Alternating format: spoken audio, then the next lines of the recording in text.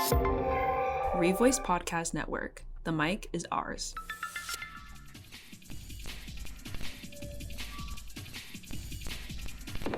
Welcome back to the Bad Attitude Podcast, where we document the creative prowess behind local VCU artists. I'm your host, Brett Coleman, and on this episode, we're continuing our conversation with Max Biscarr about Aphex Twin, his music writing process, and his ambitions to continue art no matter the form after graduation. Bad Attitude is exclusively a product of VCU's Revoice Network. Go check out other shows like Common Talk and Podline to get more Revoice content. In this episode, I took some time to focus more on Max's inspirations and how they influence him. Last episode, hearing Max go in depth about his philosophy of automatic drawing was really eye-opening from a creative standpoint. We got Max here today, and I'll let him introduce himself. Hello, I'm Max. I'm a junior in KI. I like to draw. I like to make music and stuff. What is your writing process when creating music? What signal flow is important for your process, and how are your ideas transformed to sound? I make music in hardware. I don't write music on a DAW. I will write music on my tracker or whatever, and then I'll record it into a DAW, and then maybe use some external effects or effects in the DAW, like some VSTs or whatever, like the nature of techno, which is like kind of repetitive, but not boring. It's not like the boring techno that you might be very disappointed at when you go to a show or something. If you could pick one album that is perfect in your eyes, what would it be? And if you could pick another album that invokes nostalgia to you, what would it be? Perfect album. There's a lot of Aphex Twin albums. A lot of that music. Because he's my favorite, I would say the perfect album, probably Analog Bubble Bath 5. I love that record, that album so much, so deeply. Yeah, Analog Bubble Bath 5 is probably a perfect album in my eyes. I just like to make music. I don't like to really sort of talk about it much, which is why interviews are sort of quite difficult. Like especially for electronic music, because I don't think it's the sort of nature of electronic music isn't meant to be talked about really. And whereas like rock music and music with lyrics basically is more sort of directed towards, you can talk about it and stuff because songs have got meanings and stuff, whereas electronic music's more abstract, and this I think it sort of undermines it when you start talking about it really. Because like all my friends listen to electronic music, but we don't really sit around and talk about it, we just listen to it.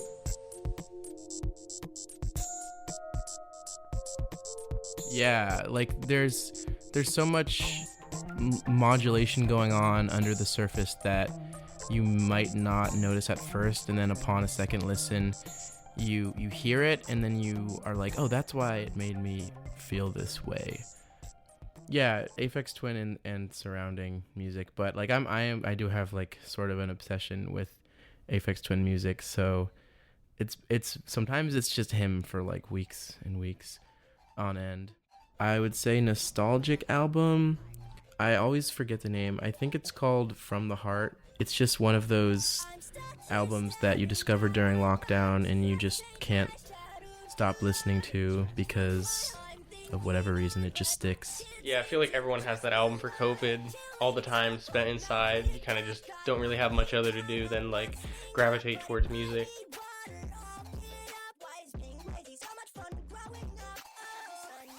Definitely, I think of myself more as an analog artist, just because I like the tactileness of it all. In an ideal world, I would just have all of the physical machinery, if I had tens and tens of thousands of dollars, but that's just not the reality of it. So I want to get more into like digital production, like writing music in a DAW.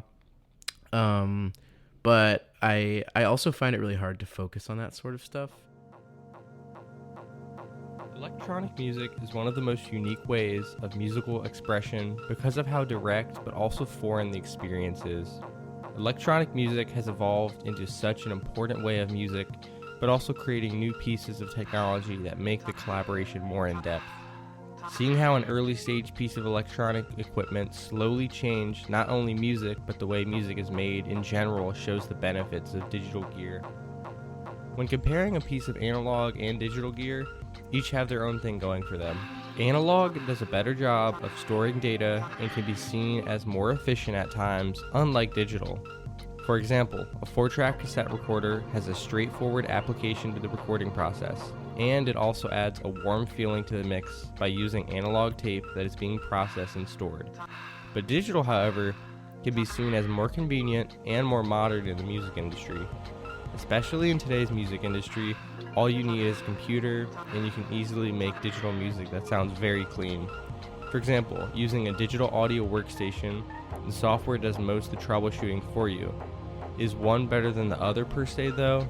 No. But do you have certain applications that give better results at times? Of course. People using hardware that they really care for makes their music seem more fleshed out and respected in a sense.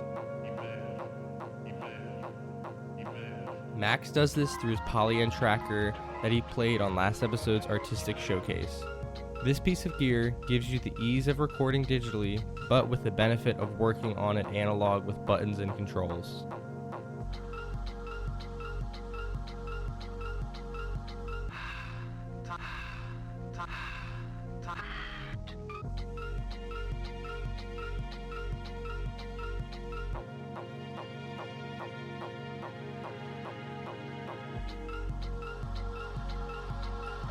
And lastly, what goals do you seek to accomplish through this craft and also through your major of kinetic imaging? I definitely have a few like long-term goals.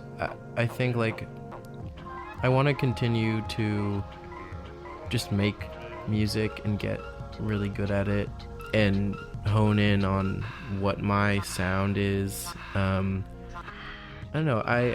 I guess like career-wise, I want to get into the world of sound production. I don't know, it could be anything. I just want a job related to sound. If I could have a career in that, it'd be awesome. Yeah, I guess I kind of just want to keep making art and keep growing. I tend to see how my art evolves, and it just makes me really happy. And like, if I can keep doing that for the rest of my life, then I will be happy. I will be satisfied. I definitely feel the same way. Like, audio is very interesting, like has such a huge field to work in, but also like still pursuing art and creativity is such a good outlet. Like through our whole lives, it's like the creativity we need.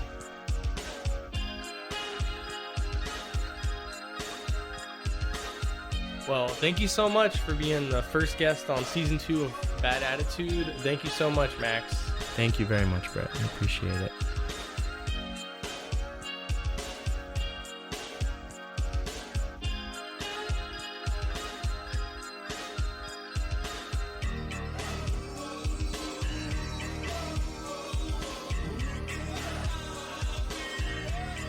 Thanks for listening to episode 2 of season 2. This finishes up our conversation with Max Biscarr.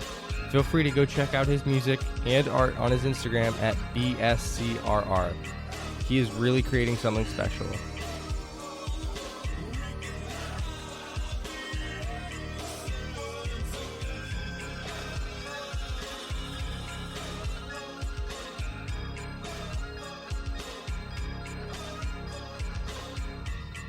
Are you an artist or a musician at VCU?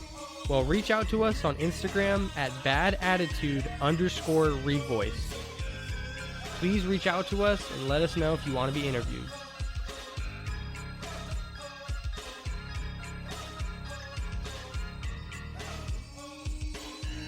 Stay tuned for next week's episode where we sit down with comm arts major Cooper Ludwig and discuss 2D animation and his band Handsome Grandson.